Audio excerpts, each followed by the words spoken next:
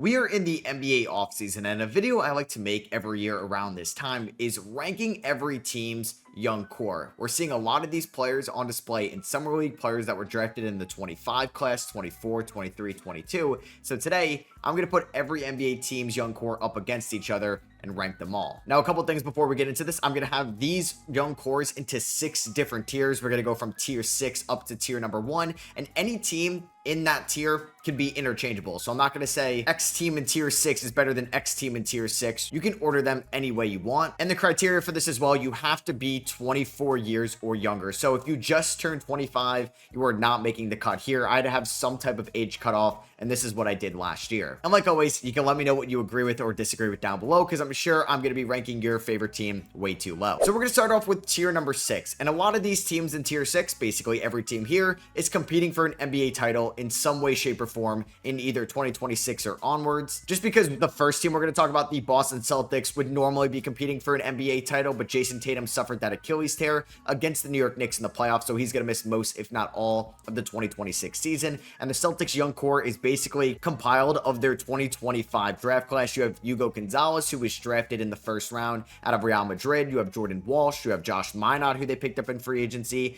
JD Davison, and Baylor Shireman makes the cut. He's already 24 years old going into year number 2. And I'm also going to take into consideration, have you done anything in the NBA yet? So yeah, maybe Hugo Gonzalez could end up being something for them. Maybe Amari Williams or Max Shulga, who they took in the second round as well. But the only players that have played in the NBA in meaningful minutes is pretty much Josh Minot and some defensive moments for the Timberwolves, who they picked up in free agency. It's an interesting young core. It's not great. Well, I guess I should have mentioned Jason Tatum at 19 years old as well. It's a good building block to have. We may talk about the oldest team in this video right now, the LA Clippers. They are definitely a tier 6 young core right now. They have Cam Christie, who they selected in the second round last year. Trenton Flowers, who was on a 2-way. He came over from the NBL. You have Yannick Niederhauser, who they drafted in the first round in the 2025 NBA draft. You have Patrick Baldwin Jr. and Kobe Sanders on 2-ways as well. And that's pretty much it. They have a very old roster with James Harden, Brook Lopez, Nick Batum, Kawhi Leonard, Bradley Beal now, Bogdan Bogdanovic, and Chris Dunn, all on the other side of 30. So we know this is a clear 2-year window for this team right now, because basically everybody outside of Yannick Niederhauser and Ivica Zubac are free agents after the 2027 season. So the Clippers are going all in over the next 2 years. They don't really care about a young core right now. It'll be interesting to see if Cam Christie or Yannick Niederhauser gets a real shot this year. The LA Lakers probably have a better young core than those two teams, but it's still not great right now. You do have Bronny James, obviously somebody that's well known and has improved in summer league for sure, but I'm not sure if he's going to play meaningful minutes for the LA Lakers in LeBron's maybe final year in 2026. You have a Duthero, who I liked a ton, and them getting him where they got him in the second round, I thought was great value for the Lakers. They got one of the best perimeter defenders and athletes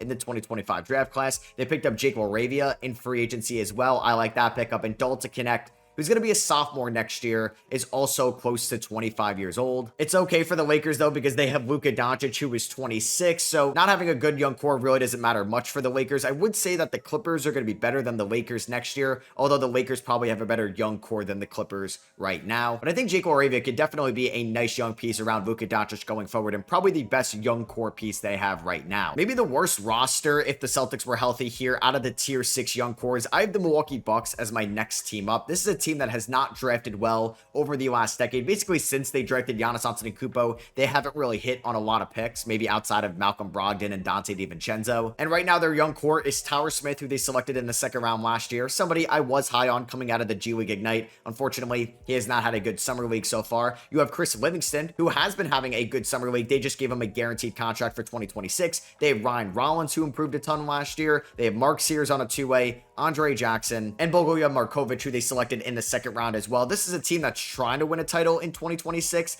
I don't think they will, because they're trying to go all in around Giannis Antetokounmpo. We know they stretched and waived Damian Lillard this offseason. They brought in Miles Turner, and they traded maybe their most intriguing young core piece last year in AJ Johnson for Kyle Kuzma at the deadline. And you can make a real argument this is the worst young core in the league. It's probably either them, the Clippers, or my last team in tier 6, which is going to be my New York Knicks. We know the Knicks have their core in place, and a lot of those guys are in their late 20s in OG, Mitchell Robinson, Brunson, Bridges, Cat, and Josh Hart. They drafted Muhammad Diawara in the second round this year. They got Kevin McCullough last year, but he's almost 25. And then it's mainly Pacomi Dadie, who is the youngest player on this roster. He was a first-round pick overseas in the NBA draft last year. He still has ways to go to being a real rotational player at the NBA level. They have Ariel Hukporti, who definitely showed flashes as a rotational big man for the Knicks last year, had a few injuries, but I think he's going to get a decent amount of playing time in 2026 and replace Precious Achiuwa in that rotation. And then you also have Tyler Kolek, who definitely has his defensive deficiencies right now, but is a good shooter and has good court vision, and he's had a solid summer league. He had a great first half against the Brooklyn Nets fairly recently in the summer league. But in my opinion, even though they are my favorite team, this is maybe the worst young core in the NBA. You can let me know out of those 6 teams who has the worst young core. Do you think it's the Clippers, the Celtics, the Lakers, the Bucks, or the Knicks? Let's get on to tier number 5 now. So we're going to start off tier number 5 with a team that could get a little bit better if they re-sign Jonathan Kuminga, and that's obviously the Golden State Warriors. I have no idea if the Warriors are going to bring back Jonathan Kuminga. Now, hey, they could reach an agreement by the time you guys see this video, which I'd probably bump them up to tier number 4, but either way, this Warriors young core isn't great. We know they had that infamous 2-timeline approach around Steph Curry, Klay Thompson, and Draymond Green with James Wiseman, Moses Moody, and Jonathan Kuminga. It really didn't work out well. And Jonathan Kuminga broke out in the 2024 season, but took a step back in 2025. So their young core right now is pending free agent Jonathan Kuminga. You have Brandon Pojemski, Moses Moody, Guy Santos, and recent second-round draft picks Will Richard and Alex Tui. This is not a very deep young core by any means. They do have a few playoff rotational players on it in Brandon Pojemski and Moses Moody, but I would say Brandon Pojemski and Moody are definitely the most intriguing young core pieces that we have mentioned in this video so far. Next up, we have another team in the Pacific Division. Damn, yeah, all these Pacific Division teams do not have great young cores right now. I have the Sacramento Kings. Now, the Sacramento Kings have some young pieces in terms of NBA experience, but a lot of these guys were drafted over the age of 20 or over the age of 21 or 22 out of college. So they have Maxime right now, who they got in the second round, but he's 22 years old. You have Devin Carter, who was an upperclassman coming out of Providence last year. He did not play great in his rookie season. He's looked very good in summer league so far, so I have high hopes for Devin Carter in year number 2. You have Nick Clifford, another summer league standout right now, but like right now and even Devin Carter haven't showed anything in the NBA yet. You have Dylan Cardwell, who was an undrafted free agent, and then Keegan Murray, who was supposed to be the next building block for the Sacramento Kings team that had a great rookie year in the 2023 regular season, but it feels like he's been taking a step back every single year, at least on the offensive end of the floor. This Kings core is definitely intriguing because you also have Isaac Jones at 25 years old, Keon Ellis at 25 years old as well. I just really can't put it much higher than this right now. And then my last team in tier 5 is an extremely unproven young core, and that's going to be the Brooklyn Nets, a team that added 5 first-round picks in the 2025 draft, but none of these guys have done anything at the NBA level yet, so there's a lot of variance and volatility to this young core in general. Now, Day'Ron Sharpe is still 23 years old. Zaire Williams is 23 years old. There's still a pending free agent in Cam Thomas out there. That's a great scorer, along with Noah Clowney, Dariq Whitehead, and Keon Johnson for this team. But I just don't think there's 1, any building blocks. 2, is there any high-end scoring building blocks from this team either, because Yegor Gelman, Nolan Traore, and Ben Saraf project as pass-first guys at the NBA level. I do think the Nets' young core has gotten a lot better from last year. Obviously, when you select 5 guys in the first round, that's bound to happen, but until I see that they could be highly productive NBA players, I can't put them much higher than this, so they're going to be my last tier 5 team. All right, let's get into tier number 4. I thought about putting this team in tier number 5, but I'm going to be a little bit optimistic for them, and that's the Chicago Bulls. So unfortunately, Kobe White did just turn 25 a few months ago, but they still have a pending free agent out there in Josh Giddey, who I'm going to assume is going to be back in Chicago next year. One of the best passers in the NBA, can be a good building block for this Chicago Bulls team going forward. Hopefully they go into that rebuild fully, and I'm very invested into Matas Buzelis. I thought he was one of the best rookies last year, specifically in the second half. He's had some very good summer league moments so far, and he can be a very crafty scorer around the rim for somebody that's 6'10", 6'11" going forward. They took a high upside swing in the lottery this year in Noah Essengay. They also have Lachlan Olbrich, Julian Phillips, Patrick Williams, Dalen Terry. It's not a good young core by any means, but I do think Matas Buzelis and Josh Giddey help it out a ton. And then I'm also going to have a team that was in the NBA Finals in tier number 4, the Indiana Pacers. I'm really excited about year 2 Johnny Furphy next year, who should get a ton of playing time for a Pacers team that's definitely going to be experimental in the 2026 season with Miles Turner in Milwaukee and Tyrese Haliburton out for the year. You have Jarvis Walker going into year 3. I hope he can finally break out for this team. You have Benedict Mathurin, who's going to be in a scaled up role. He may be the number 2 scorer on this team with Haliburton hurt. You have second round draft picks Cam Jones and Talion Peter. You have Isaiah Jackson and Ben Shepherd and James Wiseman, who are still 24 years or younger right now. So there's still a ton of depth, and they're could be some high-end talent for this Pacers team, depending on Benedict Mathurin or Jarris Walker breakout. And I'm going to give them the benefit of the doubt because they have been a good developing team as of late. A lot of variants coming in my next team here, and we have the New Orleans Pelicans here in tier number 4. They have Jeremiah Fears and Derek Queen, 2 lottery picks from the 2025 draft. You have one of the better rookie centers from last year in Yves Missi, who's maybe one of the most athletic centers in the NBA right now. You have Trey Alexander on a 2-way. You have Jordan Hawkins, who was a lottery pick a few years ago. You have Karl Makovic, who I think was one of the more underrated rookies last year, and it's probably because he was drafted a few years ago, and they got Micah Peavy in the second round. So guys like Zion Williamson, Trey Murphy have graduated from this young core status, but I do think there's still a ton of potential in this group. Another team we have in tier number 4, the Miami Heat. I think a young core that's actually a little bit underrated. I love them getting Kasperi Shakuchonis with the 20th pick. I know everybody was saying that he was a bust after 2 non-Vegas Summer League games, and then he showed out in his first Vegas Summer League game. He's got great court vision. He can get to the free throw line. He can finish at the free throw line, and I think is going to be a very fun ball handler, even in year number 1 for the Miami Heat. You have Khalil Ware, who was one of the best rookies last year, still has one of the highest potentials from that 2024 class, but like Eric Spoelstra said, needs to get a little bit more consistent with his professionalism on and off the floor. They have Nikola Jovic, Jaime Jaquez, Pele Larson, Keyshawn Johnson, Vlad Golden, all 24 years or younger as well. I do think it's an underrated young core. It's still not one of the best in the NBA by any means. I was surprised to have them in tier number 4, but I like the Denver Nuggets young core. There's just a lot of good young cores in the NBA now. Basically, everybody in tier 4 and above has something to get excited about. Even the Brooklyn Nets and the Sacramento Kings in tier 5 have something to get excited about as well. As for Denver here in tier number 4, you have Tamar Bates on a 2-way. You have Peyton Watson, who was the 30th overall pick in the 2022 NBA draft, and he at least showed that he could be a good defender at the NBA level. Deron Holmes is shooting over 40% from 3 in the Summer League, basically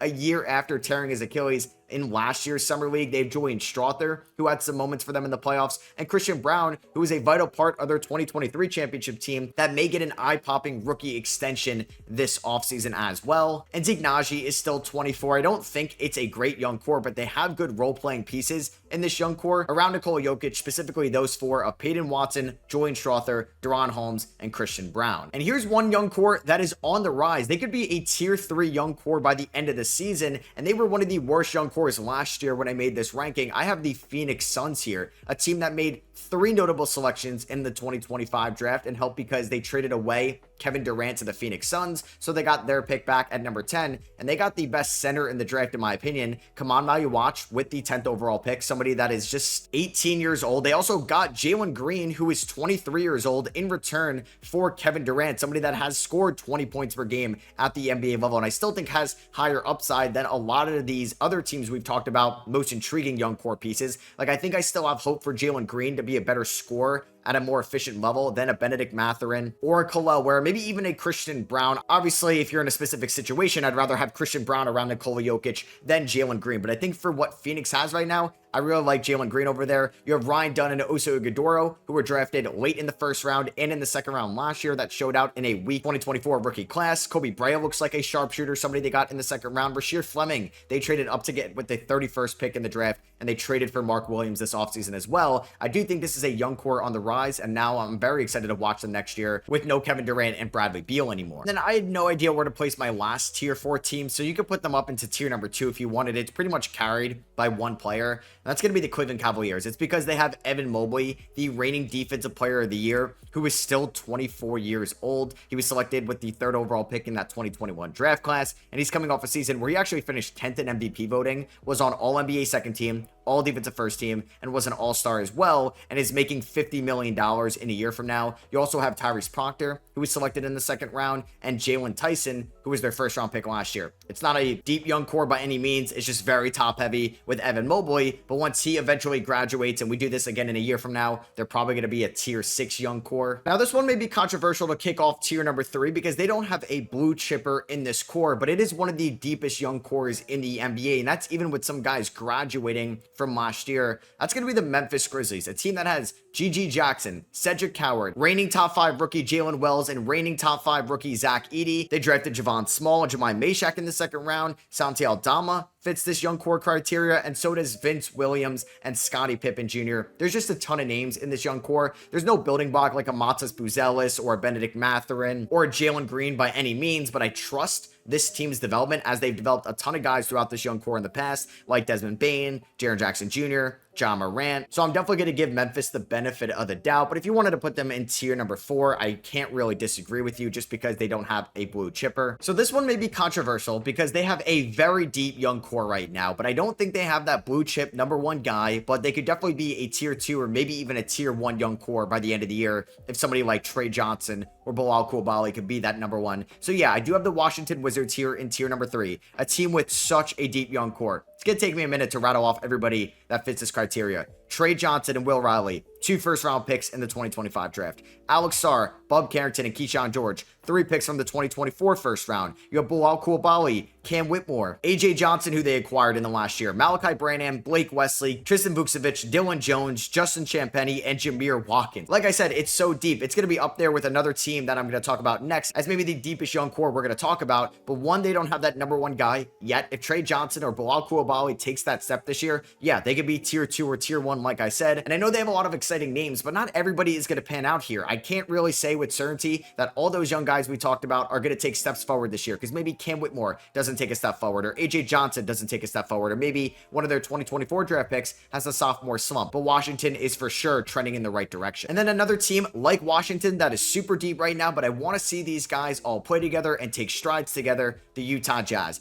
They selected Ace Bailey out of nowhere with the 5th overall pick in the 2025 draft. Somebody I think could be a blue chipper and a number 1 scoring option for them long term, but we got to see it on the floor. Cody Williams has looked great in Summer League, but had a very poor rookie season, so we need to see him bounce back. They have Isaiah Collier, Taylor Hendricks coming off an injury, Keontae George, rookie Walter Clayton. They have Kyle Filipowski, who's been killing Summer League, Bryce Sensabaugh, Jaden Springer, RJ Lewis, and Walker Kessler. This is such a deep young core right now, and I'm very excited to watch them get more minutes and more shots next year, with Jordan Clarkson being bought out, Colin Sexton and John Collins traded this offseason. But until I see somebody take a step and I can see this young core produce wins, I can't make it much higher right now, because the NBA is loaded with young talent. So once I get to these tier 2 and tier 1 teams, you'll understand why I have them in tier number 3. And then my last team in tier number 3, that could definitely be tier 1 by the end of the year, the Dallas Mavericks. So Cooper Flagg, I expect for him to be a star in the NBA, but until we see it, I can't put him in that tier with guys like Cade Cunningham, Victor Wembanyama, and Anthony Edwards. They also have Derek Lively, who's still a very good young big, but took a little bit of a step back after the Luka Doncic trade. They have Max Christie, undrafted free agent Ryan Nembhard, and they also have Jaden Hardy and Olivier Maxence Prosper. It's a good young core that does have that blue chipper in Cooper Flagg, who I believe could be the best blue chipper from the 2025 draft and somebody you could build around and could be a superstar in this league. But until I see Flagg showcase that he could be somebody like an Anthony Edwards or Victor Wembanyama or Paolo Banchero, I can't put them much higher than this just because of how loaded tier 2 is already. So let's kick off tier number 2, where I have 6 teams in this tier. And the first one, the Philadelphia 76ers. They've really built up this young core over the last few years. They did a great job finding Justin Edwards as an undrafted free agent last year, Jared McCain as a non-lottery pick from last year's class that, in my opinion, was going to win Rookie of the Year if he didn't get hurt. They also have the number 3 overall pick in this year's draft, VJ Edgecombe. Tyrese Maxey is still 24 years old, so he counts for this video, who's already been an all-star guard in the NBA. I wish they could kind of go a little bit more into the young core, but we know that Paul George and Joel Embiid, if they're healthy, are going to get a ton of shots next year. But who knows, if this team maybe makes a trade at one point and they add more to the young core, even with Maxey graduating in a year from now, they could definitely be at the minimum a tier 3 young core in 2027. If you watch any of my content, either on my podcast or here on the channel, you know that I was super high on the Portland Trail Blazers for pretty much most of the season when they started turning it around in the middle part of last year's season. But I don't want to get too aggressive on ranking them right now, because I just wanted 5 teams in tier number 1, and they definitely missed the cut. Honestly, there was another team that I had a tougher time not putting in tier number 1 than Portland, because right now Portland has such an exciting young core, right? Even with Tamani Kamara being 25 years old, they still have Yang Hansen, who they just drafted in the first round, Scoot Henderson, the 3rd overall pick back in the 2023 draft, top 10 picks like Donovan Clingan and Shaedon Sharpe over the years, and oh yeah, Danny Avdija, who broke out and was the best player on this Trailblazers team in 2025. You could definitely make an argument they are a tier 1 young core, but you gotta let me know, out of my tier 1 teams, who would you drop for them? Because I just wanted 5 teams in tier number 1, and Portland did just miss the cut. I think they still need that number 1 guy, and I'm not sure if Denny, Sharp, or Scoot can be that guy right now. Another deep young core that has a good number 1, the Toronto Raptors. I still believe in Scotty Barnes, who is still just 23 years old. They drafted a couple guys this year in Colin Murray Boyles with the 9th overall pick, Elijah Martin in the 2nd round. I love the undrafted pickup of Chucky Hepburn. You also have Ulrich Chomsky, who was one of the final picks in last year's draft. You have Grady Dick, Jamal Shed, Jonathan Mogbo, Jamison Battle, and Jacoby Walter, who was a first-round pick last year as well. So they have the depth that I just listed out, and they also have somebody that I still think could be a number one on this team, and that is Scotty Barnes. I'm not confident enough in Scotty Barnes to say that he's going to be better one day than a Tyrese Maxey, but I think most people would say they'd rather have Scotty Barnes long-term than Denny Avdia. But Portland may just have the quality of depth right now compared to the Raptors' quantity of depth. It's going to be a big year for both teams in each conference. And also in Tier 2, I have the Atlanta Hawks, a team that everybody is high on for the 2026 season. You have the 2024 number one overall pick, Zachary Rissache, who definitely showed flashes as a teenager last year. They drafted Asa Newell in the first round. They're bringing over Nikola Jurosic. They have Dyson Daniels, who just won Most Improved Player and was a top 5 defender in the sport last year, led the NBA in steals. You still have high potential guys like Kobe Buffkin and Mohamed Gay. And oh yeah, how about Jalen Johnson, who was one of the best secondary scoring options last year before he got hurt. And Yuka Okongwu is still 24 years old. So this is a very good young core in Atlanta. I don't think it's a tier 1 young core right now. Definitely a tier 2 one though. And this young core coming up next has so much volatility in the 2025 season. They have a lot of guys in this young core that haven't played a single minute yet in the NBA, but I like what they're building. They just need their top guy to stay healthy. That's going to be the Charlotte Hornets. So obviously that top guy is LaMelo Ball, who could be a top 25 player in the NBA if he could stay healthy for a regular season. You also have Brandon Miller. If you're selling any Brandon Miller stock after a down sophomore year and an injured sophomore year, I'm buying all of it. You also have Nick Smith Jr., Liam McNeely, Con Knipple, T. Salon, Sion James, Ryan Kalkbrenner, Musa Diabate, Trey Mann, KJ Simpson, and Josh Green. That is an insanely deep young core, and I have to think that at least 1, 2, or 3 of those guys outside of LaMelo Ball or Brandon Miller will take steps next year. So I can't say they're a tier 1 team yet, but who knows? If Charlotte is maybe this year's version of last year's Detroit Pistons team, maybe we're going to have those tier 1 conversations. And the last tier 1 team that just missed out, the Minnesota Timberwolves. So obviously they're headlined by Anthony Edwards, somebody that is a top 10 player in the sport. I just don't think they have the quality of depth compared to my tier 1 teams right now. And I'll give the case for all those tier 1 teams when we get there. So you have Anthony Edwards, you have that blue chipper to build around. They checked off that box, but we still need to see Rob Dillingham and Terrence Shannon Jr. be productive players next year. Terrence Shannon Jr. is also almost 25 years old. He's going to be 25 years old at the end of this month as well. We got to see if Rob Dillingham can hold his own on the defensive end of the floor. Yes, you have Rocco Zikarsky and a summer league standout, Joanne Berenger, but I got to see them be productive NBA players. They're not going to play as much with Rudy Gobert, Naz Reid, and Julius Randle in that front court. They also have Leonard Miller, who if somebody could fix his shot, he could be a really productive NBA player. They also have Jalen Clark and Jaden McDaniels as well. It's a great young core. It may be the best one in tier 2, and that's what I decided on because they were the one team that I thought about putting in tier number 1 to make it 6, but I wanted to keep it 5, so they were a just miss in my tier 1. But like I said, if you think they're a tier 1 team, let me know who from my tier 1 I should drop down to tier 2. Because my first tier 1 team, the San Antonio Spurs, this was an easy one. You have Victor Wembanyama, who is probably the most valuable asset in the NBA in general, not just young asset. I think if the San Antonio Spurs were offered Nikola Jokic for Wemby, they would probably say no. They just drafted Dylan Harper with the 2nd overall pick. They got Carter Bryant with the 14th overall pick. They had the reigning rookie of the year, Stephon Castle. They also have Jeremy Sohan, Julian Champagny, and Devin Vassell, who are all 24 years and younger. So yes, it's helped out a ton by Victor Wembanyama, and that's why they're a tier 1 team, because I think he's the most valuable young asset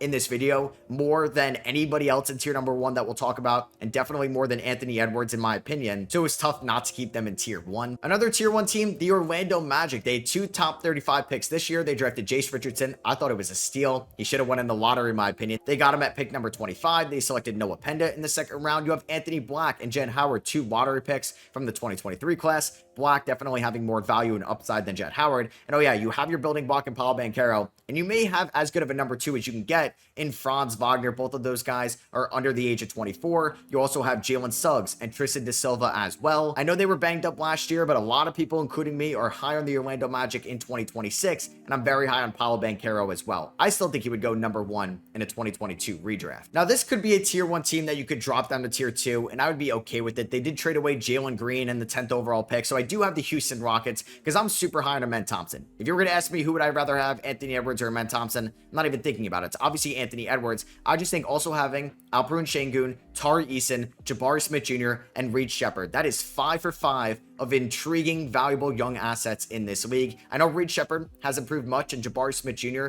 needs to break out still, but both have shown their flashes. Amen Thompson may be an athletic anomaly at the NBA level. Alperen Sengun was an all-star last year, and Tari Eason can be an all-defensive team member if he could stay healthy throughout an 82-game season. They were one I was definitely debating with if I should have them or Minnesota in tier number 1. Second to last team here in tier number 1, the Detroit Pistons. They have their guy in Cade Cunningham. They were the 6th seed in the Eastern Conference last year. Cade was an all-NBA member at 23 years old. You have Jaden Ivey, who was breaking out last year before his injury. Ron Holland has shown great summer league flashes. I had him as my second-ranked prospect in the 2024 draft. I think he could break out next year. You got Jalen Duren, Asar Thompson, and Isaiah Stewart, a part of this young core as well. I think it's got the quantity, the quality, and the blue chipper to be a tier 1 young core team right now. And lastly, even with no Shai Gilgeous-Alexander part of this young core, you could say OKC should be in a tier of its own because this young core just helped the Thunder win a title, and they have as good of depth as anybody else. So you have Chet Holmgren and Jalen Williams, two guys that were vital parts of the OKC Thunder's championship team, an all-NBA player in Jalen Williams. Chet Holmgren could win a DPOY one day,